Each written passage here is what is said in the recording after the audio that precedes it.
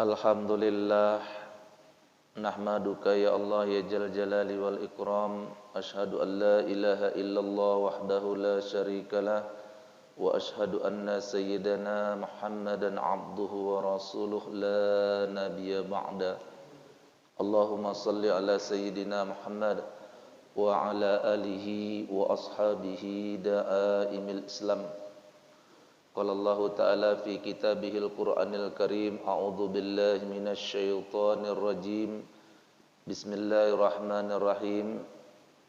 Ya ayyuhalladzina amanu dukhulu fis silmi kaffah wa la tattabi'u khutuwatis syaitan innahu lakum aduwwum mubin. Shadaqallahul azim. Qala Rasulullah sallallahu alaihi wasallam, la yu'minu ahadukum hatta yuhibbu li akhihi ma yuhibbu li nafsihi.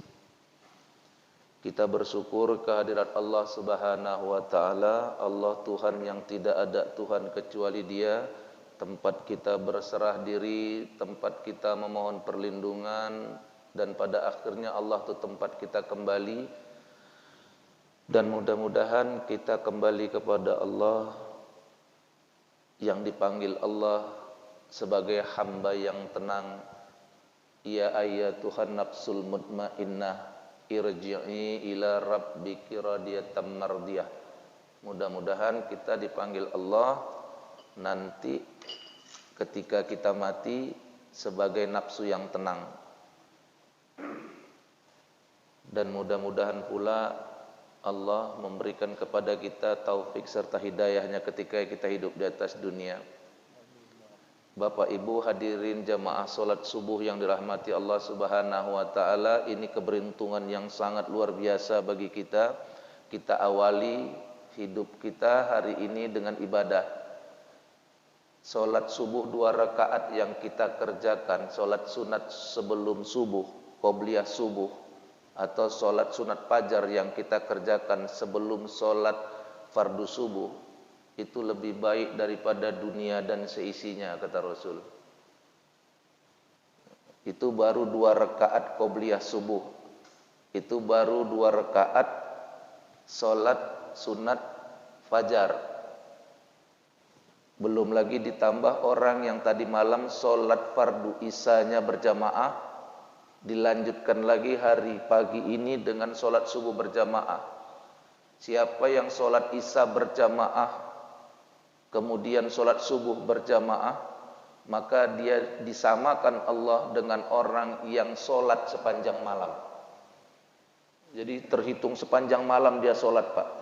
Walaupun cuman solat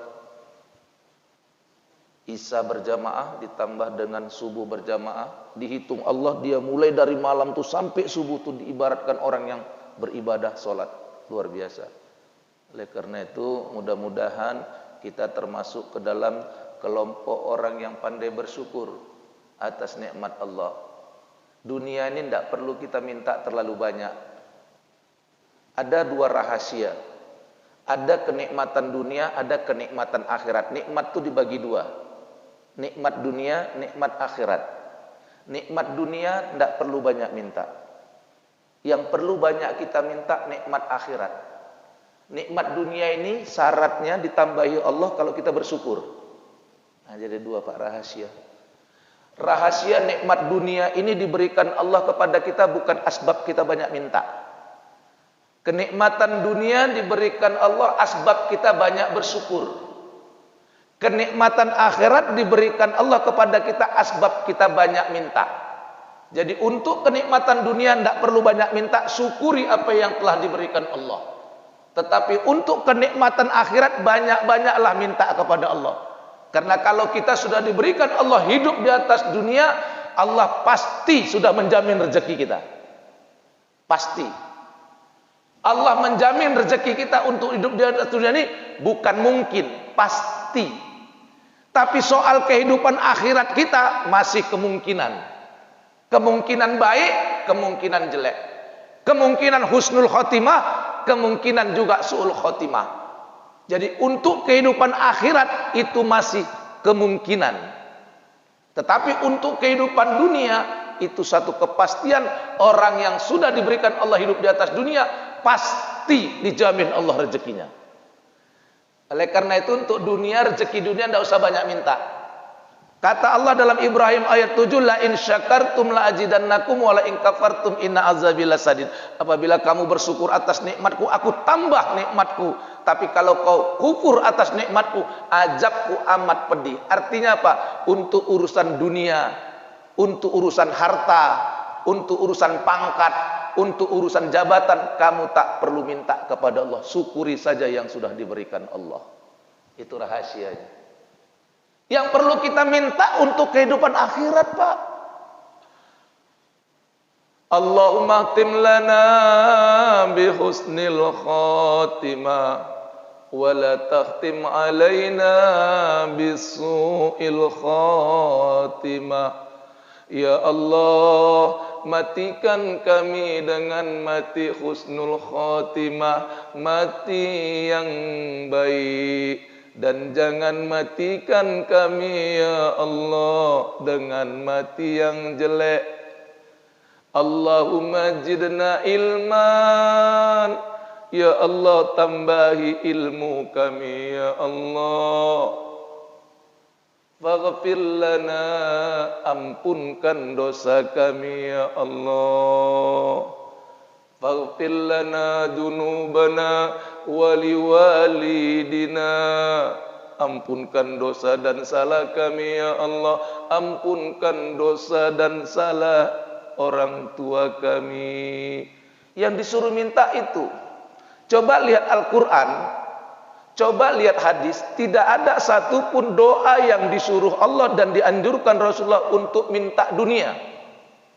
Bukan berarti kita tidak boleh kaya, bukan berarti kita tidak boleh punya jabatan, tapi ada satu secret, ada satu rahasia. Untuk dunia kau syukur saja, Allah tambah. Untuk mendapatkan kenikmatan dunia, bersyukurlah kepada Allah dengan syukur yang sebanyak-banyaknya. Memintalah untuk kenikmatan akhiratmu dengan doa yang sebanyak-banyaknya. Itu bedanya. Tidak ada kita disuruh minta kaya. Bahkan ada orang minta panjang umur. Maaf, nggak ada tuntunan untuk minta doa panjang umur, Bapak. Bahkan di dalam surat Al-Hijr ayat 36, yang minta doa panjang umur itu iblis. Dibuka nanti surat Al-Hijr ayat 36. Qala rabbi fa'anzirni ila yaumi yub'asun, kata iblis. Maka berdoa dia iblis kepada Tuhan, Rabbi, wahai Tuhanku, fa'anzirni ila yaumi yub'asun, panjangkan umurku sampai hari kiamat. Itu doanya iblis. Kita tidak perlu minta panjang umur, kita cuma minta doa apa? Allahumma barik lana fi umurina, ya Allah berkahilah umur kami ya Allah. Semakin tua ya Allah, semakin taat ya Allah. Semakin tua, semakin soleh. Semakin tua, semakin banyak ibadah ya Allah. Itu umur berkah. Panjang umur nggak disuruh minta kita, nggak ada. Boleh minum, Pak? Iya. Ibu izin minum dulu boleh?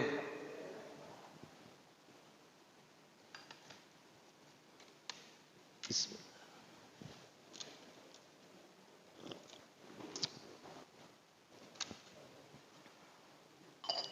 Jadi mulai nanti malam doanya, ya Allah berkahi umur saya. Jangan lagi ya Allah panjangkan umur saya. Sudah ditentukan Allah, Pak, umur kita. Tapi keberkahan belum tentu. Mintalah keberkahan umur, bukan minta panjang umur. Ya, itu dia. Nah, Pak, dalam ilmu tasawuf ada 3 amalan yang paling Allah anjurkan, yang paling Rasul cintai. Apa itu? Yang pertama, memperbanyak zikirullah. Banyak zikirnya. Nah, yang kedua, memperbanyak sholat malam. Yang ketiga, memperbanyak puasa sunat di luar bulan Ramadan. Ada 3 amalan yang bagi orang-orang tasawuf merupakan inti amalannya. Yang pertama, zikirullah. Jadi zikir ini saya nggak sampaikan semua mungkin, karena kata guru saya, Jamal, kalau ceramah jangan disampaikan semuanya dalam 1 kali pertemuan. Kenapa? Nanti kamu nggak dipanggil orang itu lagi gitu. Betul ya, jadi saya sampaikan tidak semua. Saya sampaikan 1. Zikir. Esensi Islam itu sebenarnya zikir. Sampai-sampai tadi waktu kita sholat pun ada zikirnya subuh tadi, la ilaha illallah. Setelah selesai la ilaha illallah, la ilaha illallah Muhammad Rasulullah kalimatul haqqi alaiha nahya. Alaiha nahya. Kita hidup dengan la ilaha illallah. Wa alaiha namut, kita mati dengan la ilaha illallah. Wa alaiha nub'atsu insyaallah minal aminin, dan kita berbangkit dengan la ilaha illallah. Hidup dengan la ilaha illallah. Kata Nabi, barang siapa orang yang tidak berzikir jalan di atas bumi, maka bumi menjerit. Kata Nabi, barang siapa orang yang berjalan di atas bumi tidak dengan berzikir kepada Allah, maka sesungguhnya orang itu seperti bangkai yang berjalan. Jadi kalau ada orang jalan di muka bumi tidak berzikir, seperti bangkai berjalan gitu. Nah, jadi esensi Islam itu zikir. Salat juga untuk zikir. Kalau ditanya orang sama saya, Ustadz, zikir salat yang khusyuk itu apa? Zikir kepada Allah. Salat yang khusyuk zikir kepada Allah. Kalau tidak zikir enggak khusyuk. Apa kata Allah dalam Toha ayat 14? Innani anallaha la ilaha illa ana fa'budni wa aqimis salata lidzikri. Sesungguhnya aku ini Allah, tidak ada Tuhan kecuali aku. Fa'budni, maka sembahlah aku, aqimis salata lidzikri, tegakkan salat untuk zikir kepadaku. Jadi salat itu intinya zikir kepada Allah, Pak. Itu dia. Yang zikir itu mana? Hati. Makanya zikir ada 3 macam. Ada zikir menyebut, ada zikir mengingat, ada zikir merasa. Ada 2 lagi yang enggak dibahas di tempat umum. 3 dibahas di tempat umum, yang 2 lagi itu dibahas secara khusus. 3 yang umum ini, yang pertama zikir itu menyebut. Ingat enggak ingat kepada Allah, asal menyebut ibadah. Subhanallah, alhamdulillah, Allahu akbar, la ilaha illallah. Mulutnya menyebut, walau dia tidak ingat kepada Allah, beribadah. Itu lebihnya, Pak. Lalu orang sekarang ada pula bilang kalau baca Quran nggak tahu artinya, nggak ada guna. Itu keliru, Pak. Kalau ada orang yang bilang baca Quran kalau nggak tahu artinya itu nggak ada guna, itu keliru, Pak. Baca Quran tahu artinya lebih bagus, tidak tahu artinya pun ibadah. Ini kadang-kadang banyak yang menyesatkan juga, ini kaji-kajinya di luar. Dibilangnya baca Quran kalau nggak tahu arti nggak ada guna. Siapa bilang? Baca Quran tahu nggak tahu artinya ada manfaatnya, ada ibadahnya. Cuman memang baca Quran yang tahu arti lebih baik daripada yang tidak tahu arti. Itu betul.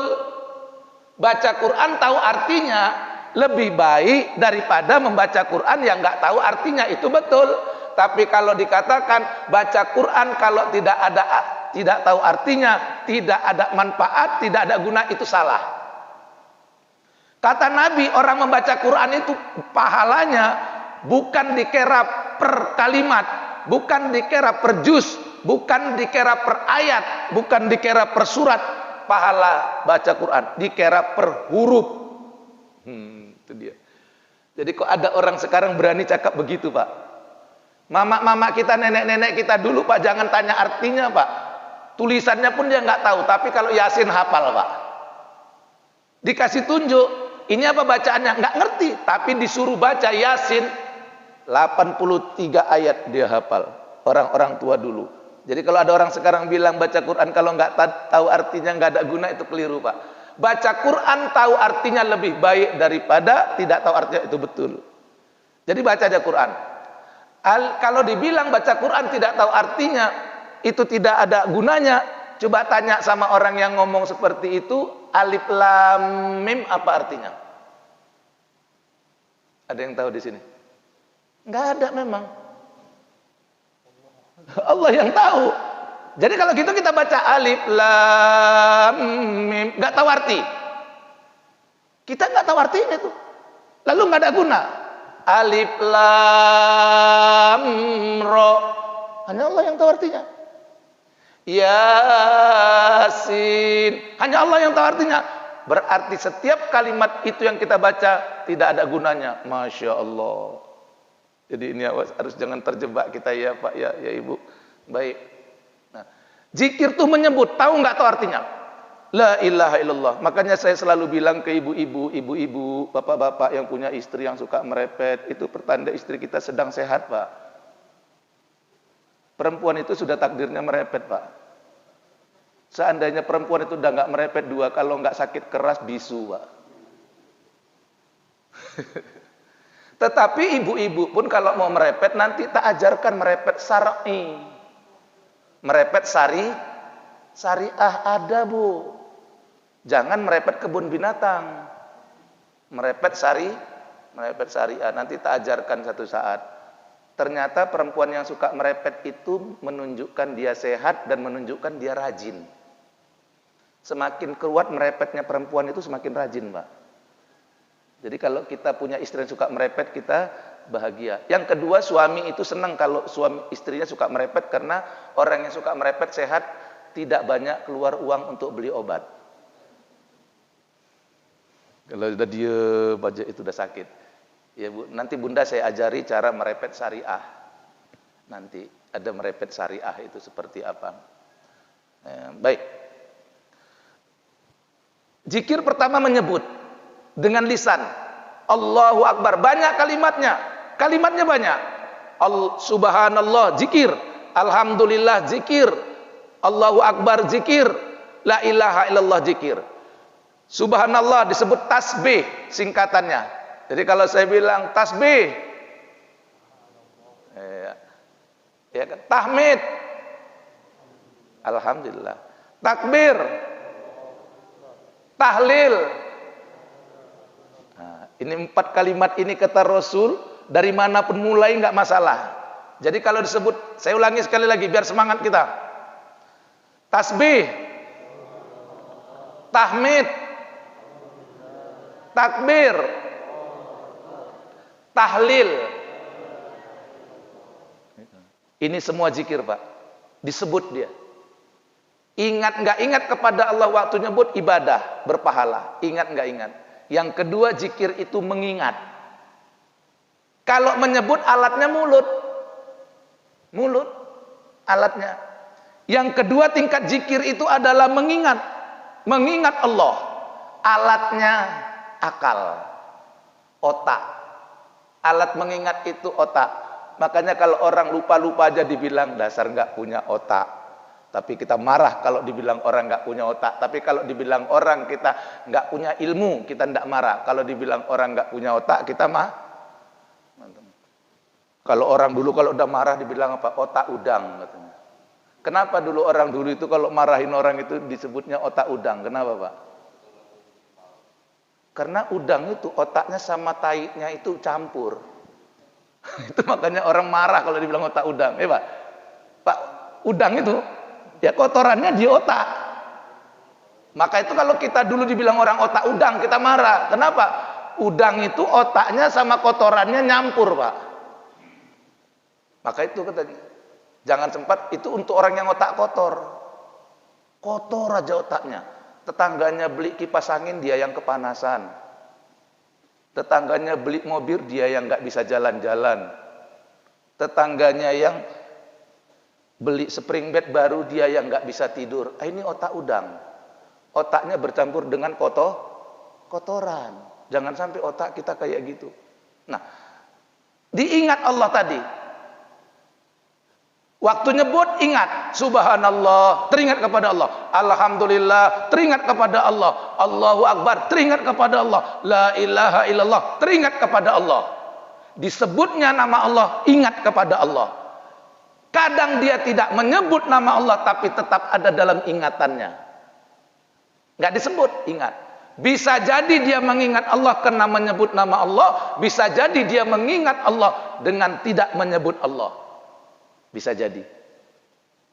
Tapi Pak, mengingat Allah belum sempurna, Pak. Mengingat Allah dalam bentuk zikir, mengingat Allah belum sempurna. Kenapa? Karena kalau ingat itu kawannya lupa. Kalau kita ingat kepada Allah berarti sering lupa. Contoh, kita punya istri, Pak? Punya. Iya, Pak. Kalau kita di luar rumah, kita ingat sama istri kita? Ingat. Ayo Pak, jawab jujur. Kita ingat sama istri kita kalau waktu dekat. Atau ingat sama istri ketika di luar dengan lupa kepada istri, mana yang lebih besar, Pak? Ingatnya apa lupanya, Pak? Lupanya, jujurlah, saya mewakili bapak-bapak lah. Kita punya istri, ketika di luar rumah, mana lebih ingat sama istri? Banyaknya ingat atau banyaknya lupa? Banyak lupanya. Banyak lupanya. Makanya ada orang itu merantau. Merantau dari Medan cari makan ke Malaysia, jauh kali, yang dekat-dekat ini, Pekanbaru. Apa dia bilang? Saya kalau nengok anak orang teringat sama anak di rumah. Ya Allah, apakah anak saya udah makan? Teringat saya sama anak saya di rumah. Tapi kalau saya nengok istri orang kok lupa istri di rumah. Nah itu harusnya enggak gitu. Mana lebih banyak ingat sama lupa? Banyak lupa. Maka yang ketiga, merasa beserta Allah. Merasa beserta dengan Allah, inilah zikir yang dikehendaki dalam sholat. Allahu Akbar. Kita merasa, nah, zikirnya merasa, Pak. Yang pertama menyebut, itu yang bawah. Kemudian naik, mengingat. Ketiga, merasa. Alat rasa itu jiwa, ruh. Nah, itu bedanya, Pak. Jadi yang berzikir merasa itu ruhnya. Allahu Akbar, mulutnya mengucap, ruhnya sadar. Otaknya mengingat. Kadang tidak disebut, kadang tidak diingat, tapi ruhnya sadar beserta dengan Allah. Ana ma'a abdi madzakaroni, kata Allah, aku berada dalam sangkaan hambaku. Ya Allah.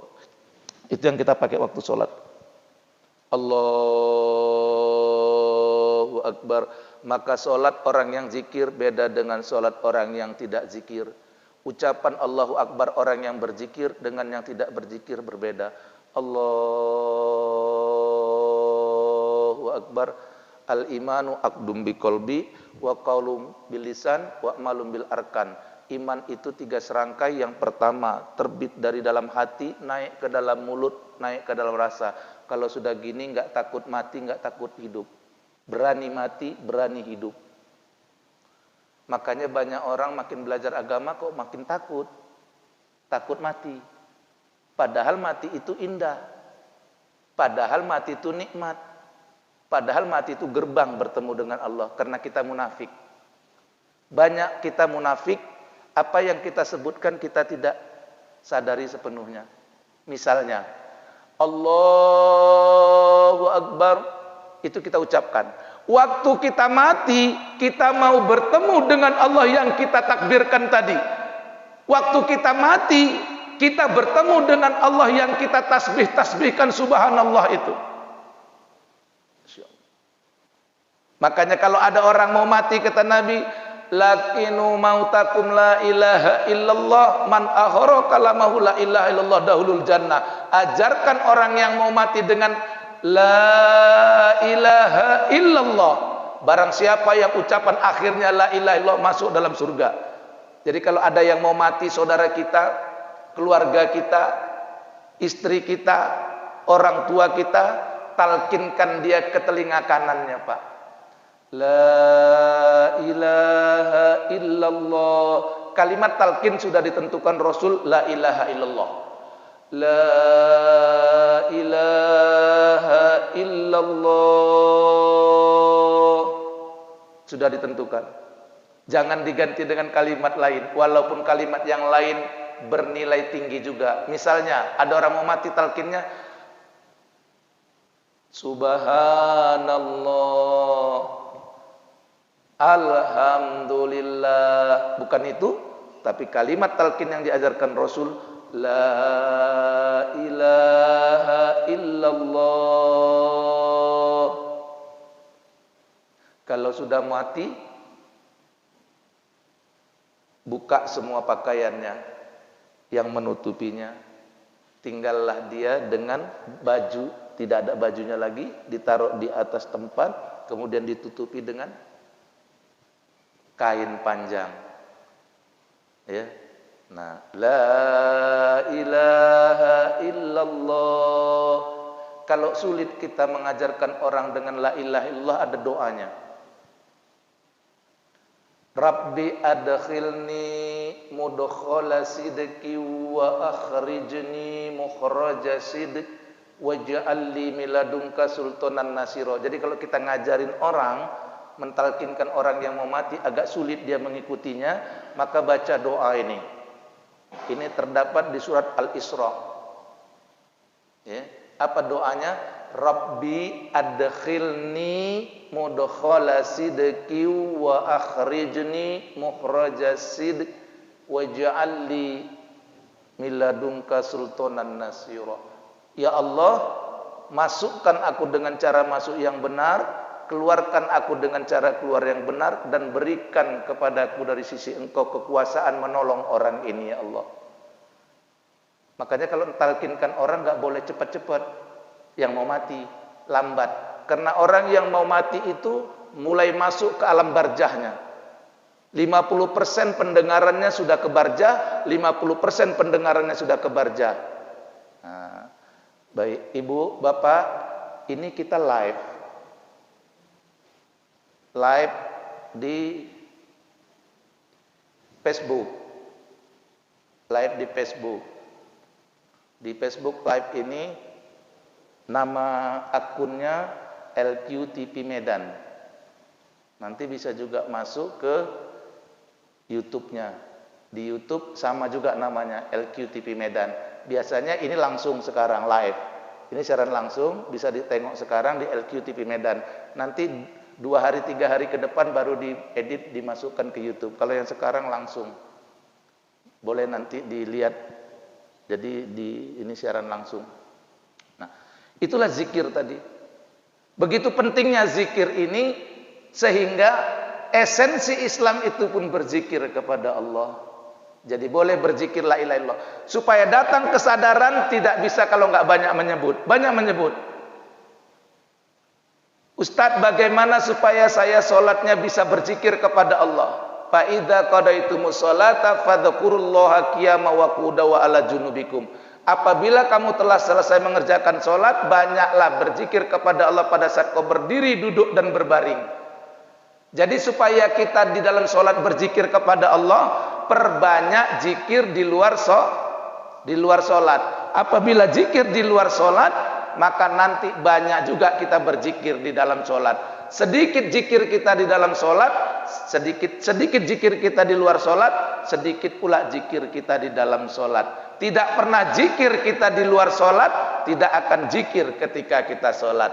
Maka perbanyaklah zikir di luar sholat. Apa zikir yang terbaik? La ilaha illallah. Mudah-mudahan kita mati dengan la ilaha illallah.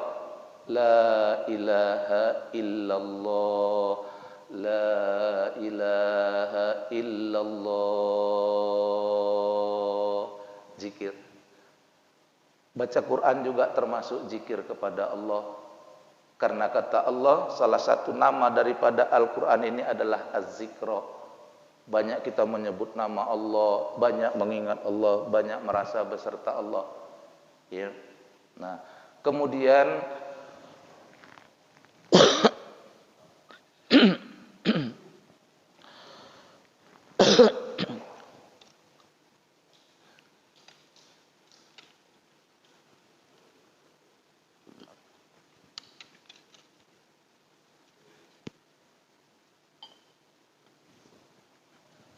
Zikir ini gandengannya selawat. Jadi kalau zikir tangan kanan, tangan kirinya selawat. Zikir tangan kaki kanan, selawatnya kaki kiri. Bergandeng-gandengan. Allah menjadikan pasangan itu lebih sempurna. Laki-laki kalau tidak punya istri tidak sempurna. Perempuan kalau tidak ada suami tidak sempurna. Jadi sesuatu itu sempurna kalau ada pasangannya. Maka pasangan zikir adalah selawat. Banyak berzikir, banyak berselawat. Jadi pasangan zikir selawat. Makanya kalau ada orang yang meninggal, ibu, bapak jumpa orang yang meninggal, mayatnya. Kalau orang hanyut atau mati, mabuk atau mati nggak tahu tuh biasanya jenazahnya kan nggak gini. Saya pernah waktu itu di Marelan. Ada bapak-bapak habis sholat subuh, dia rumahnya 3 lantai, habis sholat subuh dia bikin kopi, kopinya belum siap dia buat, jantungnya kumat, meninggal pada saat itu dalam keadaan tangan begini. Jam 10 pagi, karena dia di rumah sendiri, nggak ada yang tahu orang, jam 10 pagi didobrak rumahnya, maaf, bapak itu sudah meninggal karena nggak ada yang tahu di rumah itu sendiri, lantai 3 rumahnya, bapak itu meninggal dalam keadaan begini. Bukan jelek matinya, bukan. Dia baru sholat subuh. Cuman karena nggak ada orang yang tahu mati dalam keadaan gini. Gitu saya datang terlambat. Saya datang jenazahnya sudah ditaruh di lantai dan saya tengok udah banyak yang datang, saya agak terlambat datang. Dan orang nggak tahu saya ustadz memang pada waktu itu. Saya tengok bapak itu gini tangannya. Ada kira-kira 15 tahun yang lalu atau 17 tahun yang lalu gini. Saya kasihan nengok bapak ini. Kenapa yang lain di situ nggak ada yang peduli orang? Bukan nggak peduli, mungkin nggak tahu bagaimana, kan kasihan meninggal tetap dalam keadaan kayak gini. Itulah gunanya ngaji. Alhamdulillah saya minta minyak makan aja. Minta minyak makan, saya urut tangannya. Bapak tadi baca selawat. Mana tahu nanti kita ketemu yang gini, baca selawat. Tangannya tadi gini, lentang. Bismillahirrahmanirrahim. Allahumma sholli ala Muhammad, pakai minyak makan. Digosok. Bismillahirrahmanirrahim. Allahumma sholli ala Muhammad. Dikusuk pelan-pelan 1,5 jam tangannya begini, Pak. Jadi bisa dirawat. Ditanya orang, Ustadz biarkan aja tangannya gini, kenapa? Kasihan. Kenapa? Aib sama keluarganya. Kedua kali di Jalan Mojopahit, bapak itu sebelum meninggal 2 tahun kakinya bengkok. Pakai selawat juga lagi. Bismillahirrahmanirrahim. Allahumma salli ala Sayyidina Muhammad. Diurut. Lurus kakinya 2 jam. Jadi kalau ada ketemu nanti mayat yang begitu, jangan takut, jangan dibiarkan, ambil tindakan. Dirawat jenazahnya. Kalau ada orang juga matanya terbuka, terbelalak waktu mati ada ambil minyak makan tadi, bacakan selawat. Zikirnya Bismillahirrahmanirrahim. Allahumma sholli ala Sayyidina Muhammad. Tutup kelopak matanya. Itu sunnah Rasul menutup mata orang yang meninggal, Pak. Jadi menutup mata orang yang meninggal itu sunnah Rasul. Ketika Rasul dikabarkan ada orang yang meninggal, kemudian Rasul datang dan Rasul tutupkan matanya. Ruh yang berangkat diikuti dengan mata yang terpejam, kata Rasul.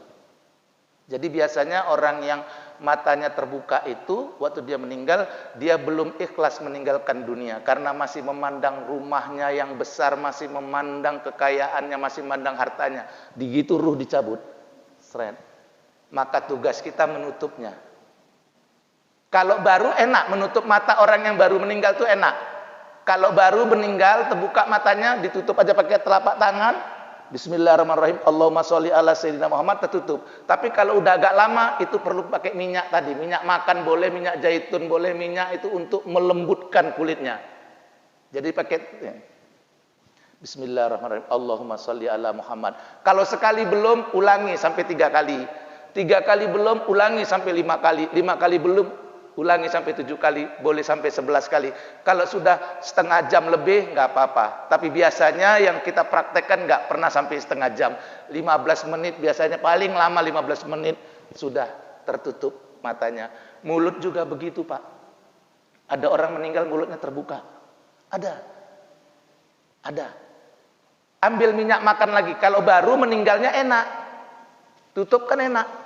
Tapi kalau udah lama, udah 3 jam, 4 jam, 5 jam, itu perlu alat bantu. Apa alat bantunya? Minyak makan tadi. Minyak makan atau minyak tanah. Maaf.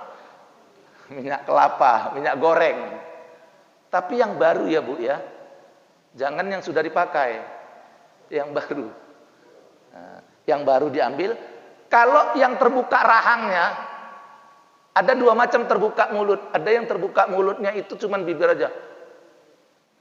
Nah, ada yang terbuka sampai rahangnya. Nah, kalau terbuka sampai rahang itu dikusuk. Ambil minyak makan tadi, dikusuk pelan-pelan kusuknya. Pakai baca selawat lagi. Nah, Allahumma salli ala Sayyidina Muhammad. Tahan napas, tahan juga. Ada yang mau dipraktekkan jadi mayatnya di sini? Kayaknya belum lah Pak ya. Kayaknya belum. Jadi kalau rahangnya itu gini, kan di sini misalnya jenazah, ambil minyaknya, ditarik gini. Nah, ini kan gini. Allahumma salli ala Sayyidina. Ini awak bacakan sendiri, awak praktekkan mayatnya sendiri. Allahumma salli ala Sayyidina Muhammad. Tahan. Ditekan sedikit nggak apa-apa, tahan. Tapi jangan tekan kuat kali. Allahumma salli ala Sayyidina Muhammad. Allahumma salli ala Sayyidina Muhammad. Kalau rahangnya ikut. Tapi kalau rahang nggak ikut nggak perlu. Cukup bibirnya. Nah, kita lah yang merasakannya. Pakai minyak tadi. Insya Allah tertutup. Kalau sudah tertutup mulut, sudah tertutup mata, cantik jenazahnya. Kalau ada jenazah yang menginap lagi Pak, kita biasanya di Medan kalau jenazahnya meninggal siang, biasanya besoknya jenazah menginap. Kita banyak yang nggak tahu apa yang harus diperbuat menghadapi jenazah yang menginap. Banyak kita yang nggak tahu. Ketidaktahuan kita ini membawa kemudaratan kepada jenazah. Nah, kita yang udah ngaji tahu, kalau jenazah nginap, yang pertama kali yang kita kerjakan, Ibu, Bapak, yang pertama kali kita kerjakan kalau jenazah itu menginap, maaf, istinjakan jenazah itu, cebokkan jenazah itu. Apa gunanya dicebokkan jenazah itu? Karena setiap orang yang meninggal 90% keluar kotoran dari depan sama dari belakang. Rata-rata. Rata-rata Pak. Saking sakitnya mati itu, sampai orang yang mati itu mengeluarkan kotoran kencing dari depan. Maaf, kalau orang bilang tercirit dari belakang, itu keluar. Kalau itu dibiarkan satu malam, itu bau. Itu yang buat bau Pak. Itu yang buat bau. Maka kadang orang nggak ngerti. Maka setelah kita buka tadi pakaiannya, ambil kain, mencebokkan orang mati beda mencebokkan orang hidup. Kalau kita cebok orang hidup ini boleh tangan langsung kena dengan dubur atau kubul. Tapi kalau orang mati tidak boleh. Kalau orang mati mencebokkannya, ambil kain atau sarung tangan dari kain. Jangan sarung tangan karet. Sarung tangan kalau mau pakai sarung tangan kain. Atau kain lembut kita tutup ke tangan kita, kita cebokkan dia. Kita bersihkan belakangnya, kita bersihkan depannya. Supaya menghindarkan bau. Satu malam itu kalau bisa minyak, satu minyak itu kita gosokkan ke badannya, minyak makan tadi atau minyak kelapa tadi atau minyak goreng tadi kita taruh ke badannya. Untuk apa? Supaya besok ini enak. Jadi 1 jam sekali kalau mayat itu nginap, 1 jam sekali sela-sela ininya dikasih minyak makan. Untuk apa? Besok bilalnya kalau memandikan dia enak. Kan kalau orang mandikan jenazah itu kan dibuka tangan Pak. Dibuka, ya kan? Supaya air kena kemari. Nah, dibuka oleh Bilal. Kalau 1 malam itu enggak ditaruh minyak, itu kaku Pak, keras. Tapi kalau ditaruh minyak di sininya, insya Allah besok itu enak. Dibuka, Bilal pun enak memasukkan air kemari. Nah, itu cara merawat jenazah supaya kita tahu. Dan kalau datang jenazah dari rumah sakit, itu biasanya diikat. Kepalanya diikat, tangannya diikat, kakinya diikat. Sampai di rumah kalau kita ngerti, buka semua ikatannya Pak. Semua ikatannya dibuka. Dibuka semua ikatannya. Yang di sini dibuka. Yang di tangan dibuka. Yang di kaki dibuka. Dibuka semuanya Pak. Kenapa? Karena ikatan itu menyiksa jenazah. Makanya kalau baru meninggal semua dibuka. Baju kaosnya dibuka. Maaf, wanita beranya dibuka, celana dalamnya dibuka semua. Jadi waktu jenazah itu dibaringkan, itu nggak pakai pakaian lagi dia. Nah, itu supaya tahu kita. Cuman harus ditutupi dengan kain penutup auratnya. Tapi semua yang ada menempel itu sudah dibuka. Nah, celana dalamnya, kaos singletnya, semua sudah dibuka. Dia dibaringkan tanpa pakaian luar, tanpa pakaian dalam, hanya ditutupi dengan kain 2 lapis atau 3 lapis sebagai penutup auratnya. Nah, itu untuk merawat jenazah, Pak. Nah, kita kan kurang paham ini kadang-kadang. Sampai kadang-kadang ustadz ini jadi kerjaan, bukan jadi kerjaan sebenarnya, nggak apa-apa juga. Tapi kadang-kadang susah. Sampai ada yang mau mati itu nggak tahu mau buat apa. Padahal kalau orang mau mati disuruh talkinkan. Setelah mati kita rawat jenazahnya. Lain di Jawa, lain di Aceh. Kalau di Jawa sama di Aceh mau meninggal malam pun, ya Pak ya, yang mungkin orang yang di Aceh ada Pak ya. Kalau di Aceh itu nggak ada mayat nginap, setahu saya di Jawa. Meninggal sore ya malam dikebumi. Dikebumikan. Kita di Medan Sumatera Utara ini selalu menunggu besok. Ya itu kita ikuti sebagai adat kebiasaan kita karena Bilal nggak mau lagi mengerjakan. Jadi kita bikin untuk jenazah itu supaya enak. Itulah selawat. Jadi zikir dengan selawat bergandengan, bersamaan antara zikir dan selawat. Banyakkan zikir, banyakkan selawat. Salah satu penerapan selawat, kalau ada orang yang meninggal boleh dicoba.